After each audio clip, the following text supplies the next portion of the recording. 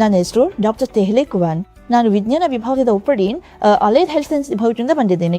ನಾನು ಬಯೋಮೆಡಿಕಲ್ ಮತ್ತು ಡಯಟೆಟಿಕ್ಸ್ ವಿದ್ಯಾರ್ಥಿಗಳಿಗೆ ಬೋಧಿಸ್ತಿದ್ದೀನಿ. ಈ ಪ್ರಾಜೆಕ್ಟ್ಗಾಗಿ ನಾವು ಎಲೆಕ್ಟ್ರೋಮ್ಯಾಗ್ನೆಟಿಕ್ ಹೈಪರ್ ಸೆನ್ಸಿಟಿವಿಟಿ ಸಿಂಡ್ರೋಮ್ ಬಗ್ಗೆ ಅಧ್ಯಯನ ಮಾಡ್ತಿದ್ದೇವೆ. ಸಂಕ್ಷಿಪ್ತವಾಗಿ ನಾನು ಇದನ್ನು EHS ಎಂದು ಕರೆಯುತ್ತೇನೆ ಮತ್ತು ನಾವು ಎಂಗಾರ್ಡ್ ಎಂಬ ಪೋರ್ಟಬಲ್ ಸಾಧನದ ಮೂಲಕ ಸ್ವಯಂ ಗ್ರಹಿಸಿದ EHS ಭಾಗವಹಿಸುವವರ ಮೇಲೆ ರಕ್ಷಣಾತ್ಮಕ ಪರಿಣಾಮವನ್ನು ನೋಡ್ತಿದ್ದೀವಿ. ಈ ಪ್ರಾಜೆಕ್ಟ್ನಲ್ಲಿ ಭಾಗವಹಿಸುವವರು 3 ದಿನಗಳ ಕಾಲ ಸಾಧನವನ್ನು ಒಯ್ಯುತ್ತಾರೆ ಮತ್ತು ಅವರು ಸಾಧನವನ್ನು ಒಯ್ಯುವ ಮೊದಲು ಮತ್ತು ನಂತರ ನಾವು ಲೈವ್ ಬ್ಲಡ್ ಮಾರ್ಫಾಲಜಿಯನ್ನು ನೋಡುತ್ತೇವೆ. ಯಾವುದೇ ರೂಲೋ ರಚನೆಯನ್ನು ಗಮನಿಸುತ್ತೇವೆ. ಅದನ್ನು ಹೊರತುಪಡಿಸಿ ನಾವು ಆಕ್ಸಿಡೇಟಿವ್ ಮಾರ್ಕರ್ ಅನ್ನು ನೋಡಲು ಪ್ಲಾಸ್ಮಾವನ್ನು ತೆಗೆದುಕೊಳ್ಳುತ್ತೇವೆ. ಇದರಲ್ಲಿ ಹೀಟ್ ಶಾಕ್ ಪ್ರೋಟೀನ್ ಮಾರ್ಕರ್ ಮತ್ತು ಹಿಸ್ಟಮೈನ್ ಮಾರ್ಕರ್ ಕೂಡ ಸೇರಿದೆ. ಮತ್ತು ನಾವು ಅಲರ್ಜಿಕ್ ಮಾರ್ಕರ್ ಅನ್ನು ನೋಡ್ತೇವೆ. ಉದಾಹರಣೆಗೆ ಮೆಲಾನ್ಡಿಯಾಲ್ಡಿಹೈಡ್ ಮಾರ್ಕರ್. ಮತ್ತು ನಾವು ನ್ಯೂರೋ ಮಾರ್ಕರ್ ಅನ್ನು ಸಹ ನೋಡ್ತಿದ್ದೇವೆ. ಅದು ಸೆರೋಟೋನಿನ್ ಮಾರ್ಕರ್ ಆಗಿದೆ.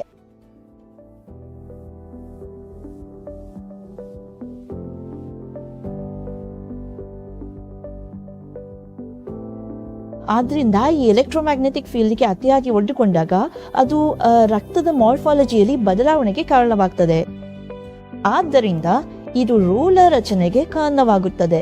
ಒಮ್ಮೆ ರಕ್ತ ಪ್ರವಾಹದೊಳಗೆ ರೂಲರ್ ರಚನೆಯು ರೂಪುಗೊಂಡರೆ ಅದು ಆಮ್ಲಜನಕ ಸಾಗಣೆಯ ವಿತರಣೆಯಲ್ಲಿ ಕೊರತೆಯನ್ನು ಉಂಟು ಮಾಡುತ್ತದೆ ಮತ್ತು ಇದು ಮೈಕ್ರೋವ್ಯಾಸ್ಕ್ಯುಲರ್ ಪರಿಚಲನೆಯ ಮೇಲೂ ಪರಿಣಾಮ ಬೀರುತ್ತದೆ. ಮತ್ತು ಒಮ್ಮೆ ಈ ಮೈಕ್ರೋವ್ಯಾಸ್ಕ್ಯುಲರ್ ಪರಿಚಲನೆಯು ಬಾಧಿತವಾದರೆ ಇದು ಅನೇಕ ಚಿಹ್ನೆಗಳು ಮತ್ತು ರೋಗ ಲಕ್ಷಣಗಳಿಗೆ ಕಾರಣವಾಗಬಹುದು. ಇದು EHS ಎಲೆಕ್ಟ್ರೋಮ್ಯಾಗ್ನೆಟಿಕ್ ಹೈಪರ್ ಸೆನ್ಸಿಟಿವಿಟಿ ಸಿಂಡ್ರೋಮ್ಗೆ ಕಾರಣವಾಗುವ ನಿರ್ದಿಷ್ಟ ಚಿಹ್ನೆಗಳು ಮತ್ತು ರೋಗ ಲಕ್ಷಣಗಳಲ್ಲ.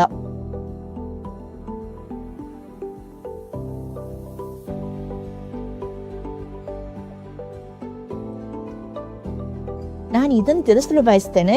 ರೂಲರ್ ರಚನೆಯು ಜೈವಿಕ ಬಯೋಮಾರ್ಕರ್ ಎಂದು ಮಾತನಾಡುವುದಕ್ಕಿಂತ ಹೆಚ್ಚಾಗಿ ಯಾರಾದರೂ ನಿರ್ದಿಷ್ಟ ಎಲೆಕ್ಟ್ರೋಮ್ಯಾಗ್ನೆಟಿಕ್ ಫೀಲ್ಡ್ಗೆ ಅತಿಯಾಗಿ ಒಡ್ಡಿಕೊಂಡಿದ್ದಾರೆ ಎಂದು ಸೂಚಿಸಲು ಇದು ಪ್ರಾಥಮಿಕ ಶಾರೀರಿಕ ಸೂಚಕ ಎಂದು ನಾನು ಹೇಳ್ತೇನೆ. ನಮ್ಮ ಸಾಮಾನ್ಯ ಕೆಂಪು ಜೀವಕೋಶಗಳ ಸುತ್ತಲೂ ಋಣಾತ್ಮಕ ಚಾರ್ಜ್ಗಳನ್ನು ಹೊಂದಿರ್ತವೆ. ಆದ್ದರಿಂದ ಮತ್ತು ಈ ಎಲೆಕ್ಟ್ರೋಮ್ಯಾಗ್ನೆಟಿಕ್ ಫೀಲ್ಡ್ಗೆ ಅತಿಯಾಗಿ ಒಡ್ಕೊಂಡಾಗ ಅಥವಾ ಎಲ್ಲ ಚಾರ್ಜ್ಗಳು ಕಮ್ಮಿ ಆಗಲು ಕಾರಣವಾಗಬಹುದು ಮತ್ತು ವಿಕರ್ಷಣ ಶಕ್ತಿಗಳು ಕಡಿಮೆ ಆಗುತ್ತವೆ.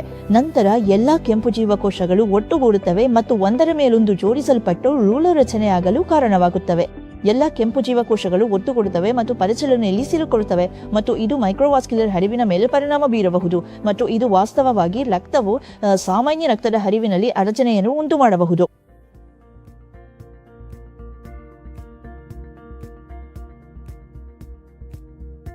ಕೇವಲ 3 ದಿನಗಳ ವೀಕ್ಷಣಾ ಅವಧಿಯಲ್ಲಿ 70.3% ಭಾಗವಹಿಸುವವರು ತಮ್ಮ ರೋಗ ಲಕ್ಷಣಗಳಲ್ಲಿ ಗಮನಾರ್ಹ ಸುಧಾರಣೆಯನ್ನು ವರದಿ ಮಾಡಿದ್ದಾರೆ. ನಾವು ರಕ್ತ ಕಣಗಳ ಒಟ್ಟುಗೂಡುವಿಕೆಯಲ್ಲಿ 50.7% ಇಳಿಕೆಯನ್ನು ಗಮನಿಸಿದ್ದೇವೆ. ಇದು ಗಮನಾರ್ಹವಾಗಿದೆ ಏಕೆಂದರೆ ಇದು ಸುಗಮ ರಕ್ತದ ಹರಿವು, ಸುಧಾರಿತ ಮೈಕ್ರೋ ಸರ್ಕ್ಯುಲೇಷನ್ ಮತ್ತು ಸೆಲ್ಯುಲಾರ್ ಮಟ್ಟದಲ್ಲಿ ಆಮ್ಲಜನಕ ಮತ್ತು ಪೋಷಕಾಂಶಗಳ ಹೆಚ್ಚು ಪರಿಣಾಮಕಾರಿ ವಿತರಣೆಯನ್ನು ಬೆಂಬಲಿಸುತ್ತದೆ. ಜೊತೆಗೆ ಸೆರೋಟೋನಿನ್ ಮಟ್ಟದಲ್ಲಿ 59.5% ಹೆಚ್ಚಳವಾಗಿದೆ. ಇದು ಉತ್ತಮ ಮನಸ್ಥಿತಿ, ನಿದ್ರೆ ಮತ್ತು ಅರಿವಿನ ಕ್ರಿಯೆಗೆ ಪೂರಕವಾಗಿದೆ. 3 ದಿನಗಳ ಅಲ್ಪಾವಧಿಯಲ್ಲೂ ಫಲಿತಾಂಶಗಳು ಬಹಳ ಸಕಾರಾತ್ಮಕವಾಗಿದ್ವು. ಎಂಬಾರ್ಡ್ ತಂತ್ರಜ್ಞಾನದೊಂದಿಗೆ ದೀರ್ಘಾವಧಿಯ ಹಸ್ತಕ್ಷೇಪವು ಹೆಚ್ಚು ಸ್ಪಷ್ಟ ಮತ್ತು ಸಂಖ್ಯಾಶಾಸ್ತ್ರೀಯವಾಗಿ ಗಮನಾರ್ಹ ಬದಲಾವಣೆಗಳನ್ನು ನೀಡುತ್ತದೆ ಎಂದು ನಿರೀಕ್ಷಿಸಲಾಗಿದೆ.